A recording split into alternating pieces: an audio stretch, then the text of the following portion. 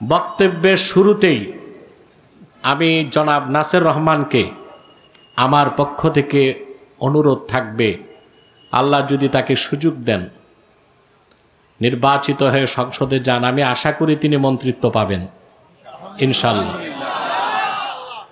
তো সিলেটবাসী মুসলমানের পক্ষ থেকে একটা কাজ তাকে করতে হবে, একটি পূর্ণাঙ্গ ইসলামী বিশ্ববিদ্যালয় হযরত শাহজালালের নামে সিলেটে স্থাপন করতে হবে। ওনার সাথে আমার প্লেনে সাক্ষাতের পরই আমি চিন্তা করেছি এটা বলবো, এটা দরকার। কুষ্টিয়া ইসলামী বিশ্ববিদ্যালয় অনেক দূরে, ঠিক না? এটা হওয়ার কথা ছিল ঢাকাতে, কিন্তু সব সময় নাস্তিকদের একটা ক্ষুদ্র দল ইসলাম বিরোধিতায় লিপ্ত থাকে। তারা তৎকালীন প্রশাসনকে ভুল বুঝিয়ে ইসলাম বিশ্ববিদ্যালয়কে ঢাকা থেকে সরিয়ে কুষ্টিয়ায় নিয়ে গেছে। তা আল্লাহ যদি তৌফিক দেয়, দেশের মুসলমান এক থাকে, প্রত্যেক বিভাগে এক একটা ইসলাম বিশ্ববিদ্যালয় হবে। আমি দ্বিতীয়টা চাই সিলেটে, আল্লাহ যেন তৌফিক দেন, বলুন আল্লাহুম্মা আমিন।